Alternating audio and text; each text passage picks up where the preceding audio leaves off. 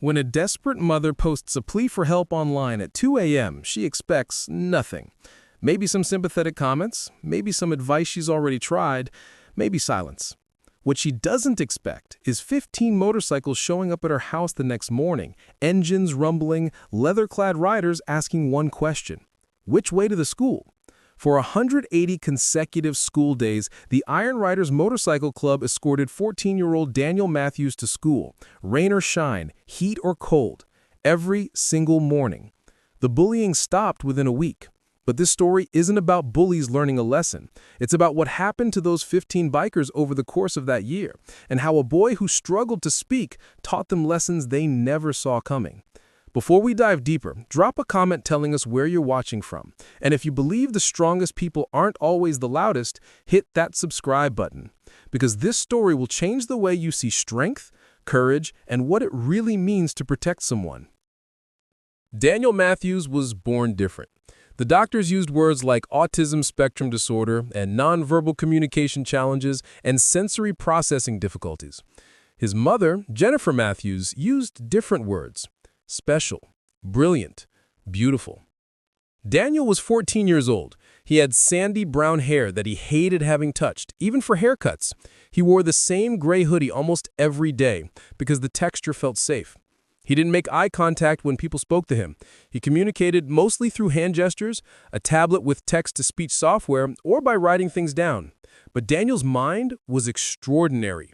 He could remember every train schedule he'd ever read, could calculate complex math problems in his head, could draw detailed blueprints of buildings from memory after seeing them once.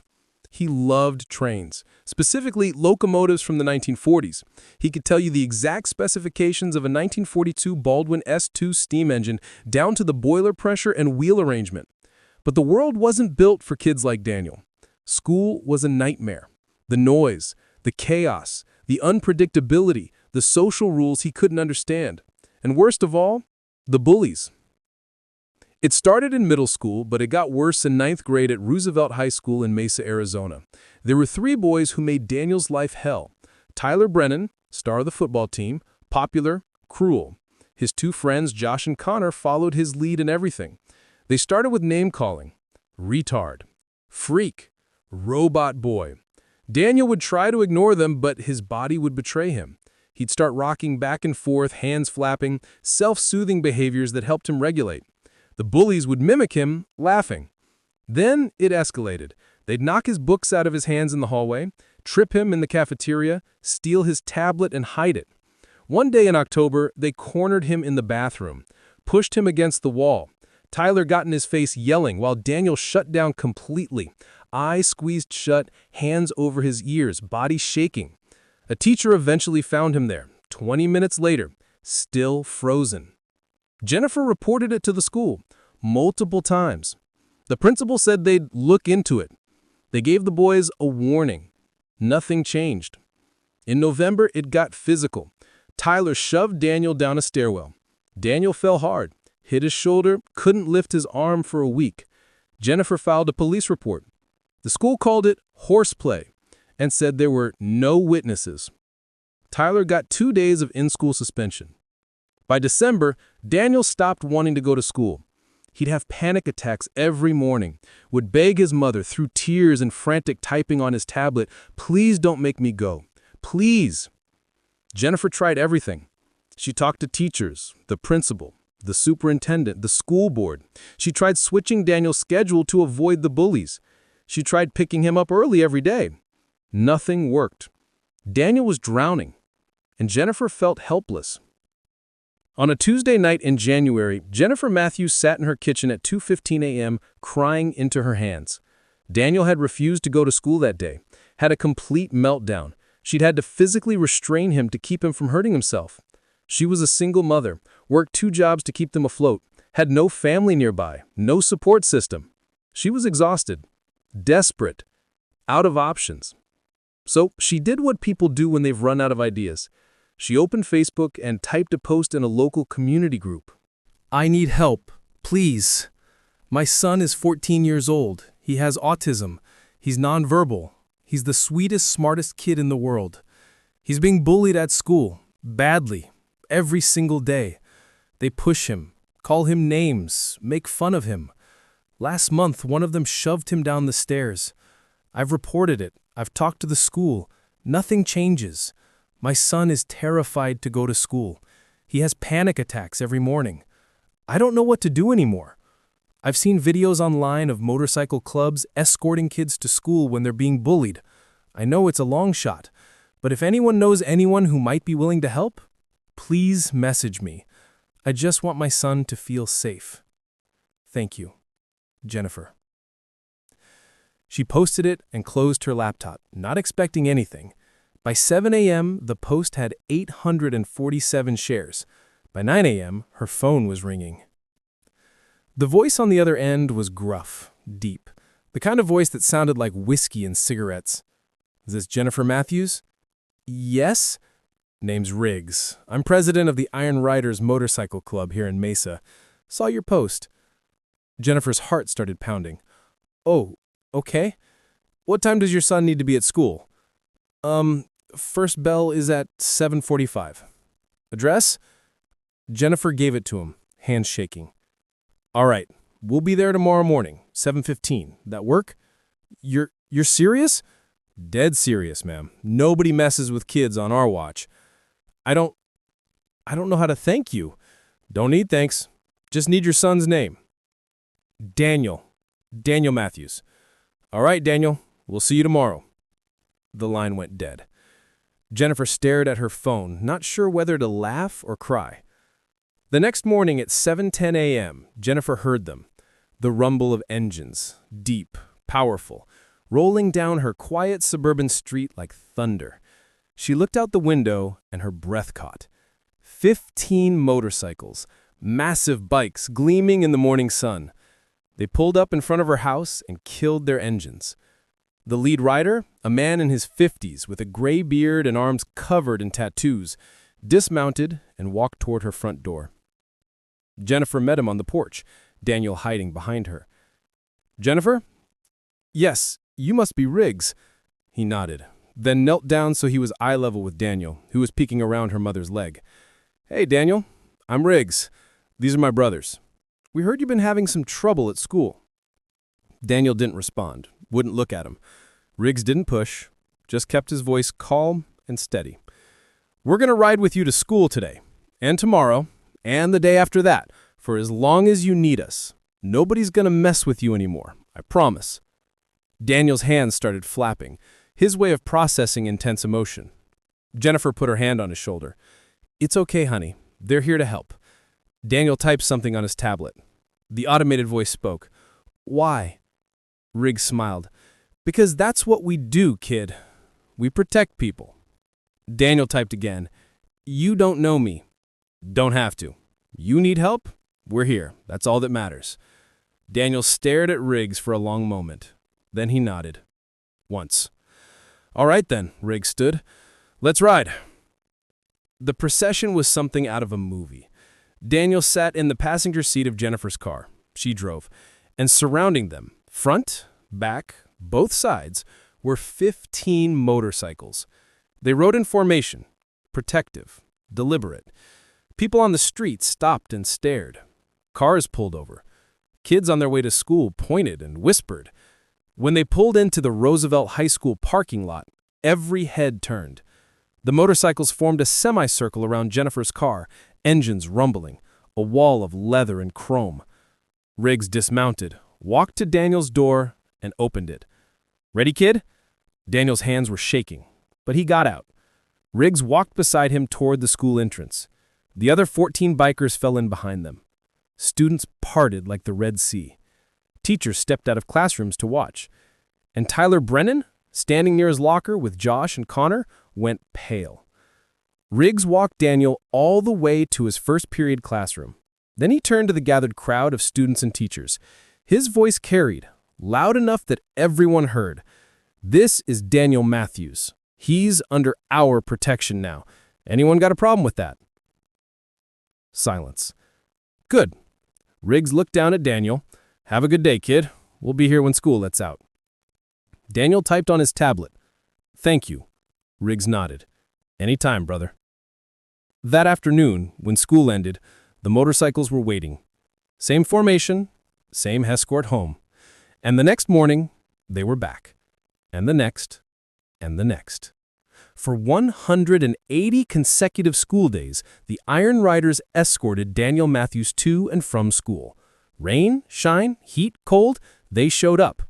The bullying stopped within a week. Tyler Brennan never spoke to Daniel again. But something else happened that no one expected. The bikers started to change. Riggs was president of the Iron Riders for 12 years. He was 53 years old, former construction worker, divorced twice, no kids. He'd lived a hard life, made a lot of mistakes. The club was his family, the only thing that gave him purpose. But escorting Daniel became something different, something that mattered in a way Riggs hadn't felt in years. Every morning, Daniel would come out of his house wearing that same gray hoodie. He'd give Riggs a small wave, never spoke, but always acknowledged him. And every morning, Riggs felt something he couldn't name. Responsibility, pride, connection. One morning in February, about the month into the escorts, Daniel came out holding something.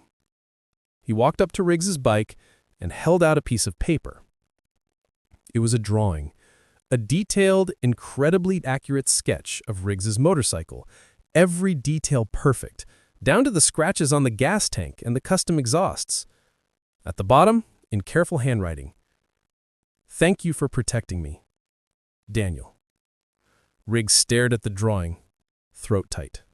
This is amazing, kid. You drew this?"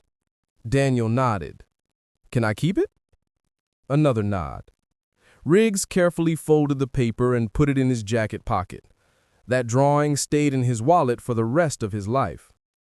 A biker named Axe, 6'2", 240 pounds, covered in ink, voice like gravel, started arriving 15 minutes early every morning. Not because he had to, because Daniel would come out early and show him things on his tablet. Train facts, historical photos, diagrams.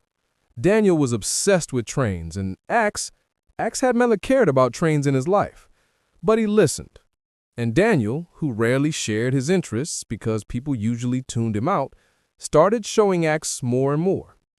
One morning, Axe brought something. A book. Old, worn, steam locomotives of the 1940s. He handed it to Daniel awkwardly. Found this at a thrift shop. Thought you might like it." Daniel's eyes went wide. His hands flapped rapidly. Excitement. He typed, "This is my favorite book. I had it but lost it." Axe smiled.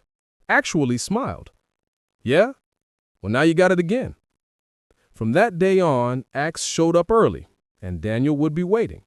They'd sit on Axe's bike, looking at train photos, not talking much, just being.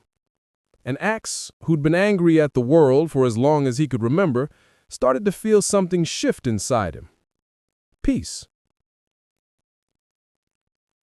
A writer named Doc had lost his teenage son to suicide 5 years earlier. He'd never fully recovered, rode with the club, but kept everyone at arm's length. Daniel reminded him of his son. Same age, same awkward sweetness. One afternoon in March, after dropping Daniel off, Doc broke down, sat on his bike in the school parking lot, and cried. Riggs found him there. "You good, brother?" "No," Doc's voice cracked. "I see my kid in him, and it hurts, but it also feels like a second chance.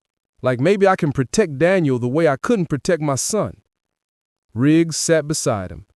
"You're doing that, Doc, every day." "I don't want to lose another kid." "You won't. We've got him." Doc nodded, wiping his face. From that day on, Doc rode closer to Daniel's car, always within arm's reach, protecting him like he was family. In April, Daniel had a meltdown at school. A fire alarm went off unexpectedly.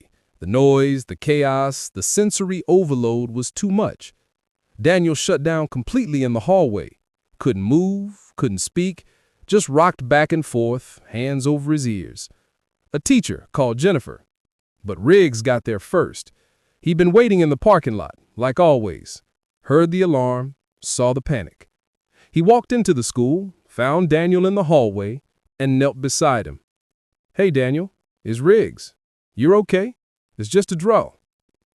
Daniel didn't respond. Riggs didn't touch him. He'd learned early on that Daniel hated unexpected touch. Instead, he just sat down on the floor beside him. "I'm right here, kid. Not going anywhere. Take your time." They sat there for 20 minutes. Riggs on the floor of Roosevelt High School in full biker gear, waiting patiently for a 14-year-old to come back to himself. When Daniel finally looked up, Riggs smiled. "There you are. Ready to go?" Daniel nodded. Riggs stood, offered his hand. Daniel took it. They walked out of the school together. By May, something remarkable had happened. Daniel started talking. Not with his voice, he was still nonverbal, but he started opening up in other ways. He'd type longer messages on his tablet. He'd share more drawings. He started smiling when the bikers arrived each morning. And one day in late May, he did something that shocked everyone. He hugged Riggs. Just walked up to him before school, arms out, and hugged him. Riggs froze. Then, carefully, he hugged Daniel back. "Love you too, kid," Riggs whispered. Jennifer, watching from the porch, cried. The last day of school was in early June. The Iron Riders showed up, as always, but this time they brought something. A custom leather vest, kid-sized, with patches that read "Honorary Iron Rider" and "Protected by the Brotherhood." Riggs presented it to Daniel in front of the entire club. "Daniel, you taught us more this year than we ever taught you. You've shown us what real courage looks like, what real strength is. We're honored to call you family." Daniel put on the vest. It was too big, but he didn't care. He typed on his tablet, and the automated voice spoke. "You are my heroes. Thank you for making me feel safe." 15 grown men, hardened by life, stood in a school parking lot and cried.